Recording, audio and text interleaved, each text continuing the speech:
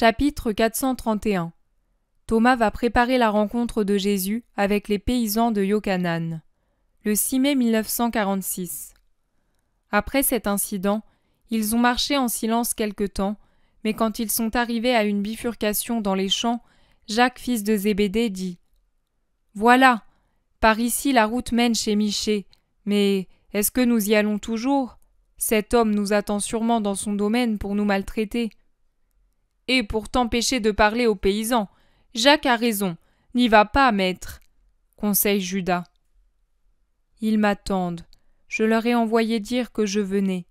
Leur cœur est en fête, je suis l'ami qui vient les consoler.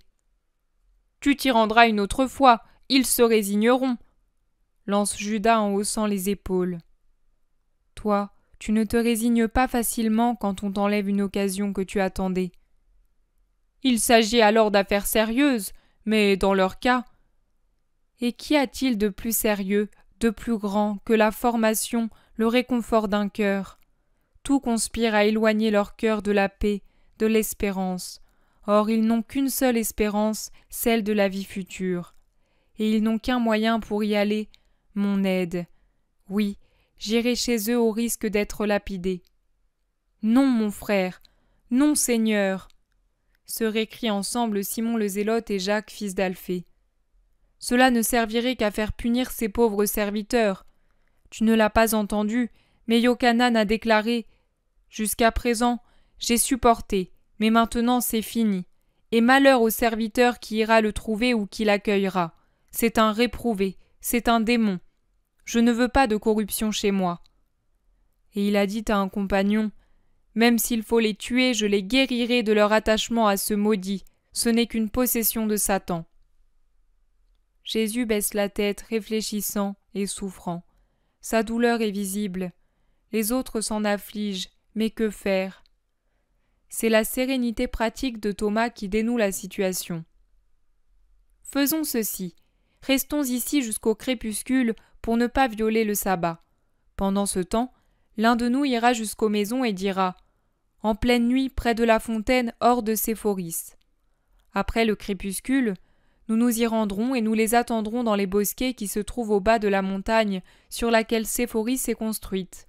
Le maître parlera à ces malheureux, les consolera, et à la première lueur du jour, ils repartiront chez eux.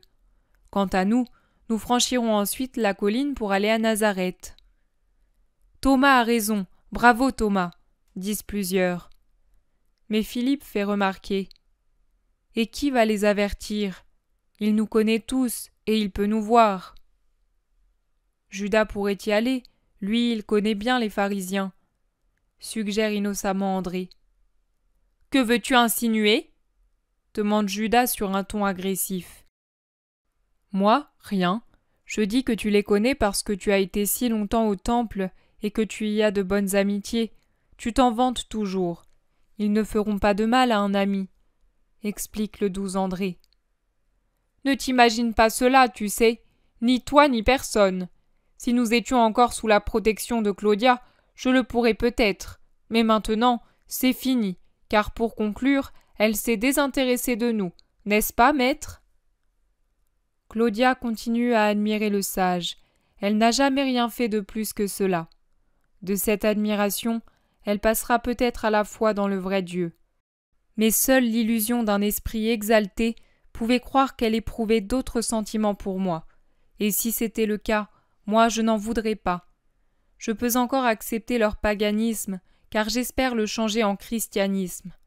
Je ne puis accepter ce qui serait de leur part idolâtrie, l'adoration d'un homme, pauvre idole sur un pauvre trône humain. Jésus dit cela calmement, comme s'il faisait une instruction pour tous. Mais le ton est si tranchant qu'il ne laisse aucun doute sur son intention et sur sa volonté de réprimer toute déviation en ce sens parmi les apôtres. Personne ne réplique en ce qui concerne la royauté humaine, mais il demande « Alors, que fait-on pour les paysans ?»« Moi j'y vais si le maître le permet, c'est moi qui l'ai proposé. Les pharisiens ne me mangeront sûrement pas, » dit Thomas. « Va donc, et que ta charité soit bénie. » « Maître, c'est si peu de choses. » « C'est une si grande chose, Thomas. Tu ressens les désirs de tes frères, Jésus et les paysans, et tu en as pitié. Et ton frère, selon la chair, te bénit aussi en leur nom. » dit Jésus en posant la main sur la tête de Thomas, incliné devant lui. Ému, celui-ci murmure. « Moi, ton frère? C'est trop d'honneur, mon Seigneur. Moi, je suis ton serviteur. Toi, tu es mon Dieu. Cela, oui. J'y vais. »« Tu pars seul ? Je t'accompagne, » proposent Jude et Pierre. « Non, vous êtes trop fougueux. Moi, je sais tout tourner en plaisanterie. C'est le meilleur moyen pour désarmer certains caractères. Vous prenez feu tout de suite. J'y vais seul. »« Moi, je viens, » disent Jean et André.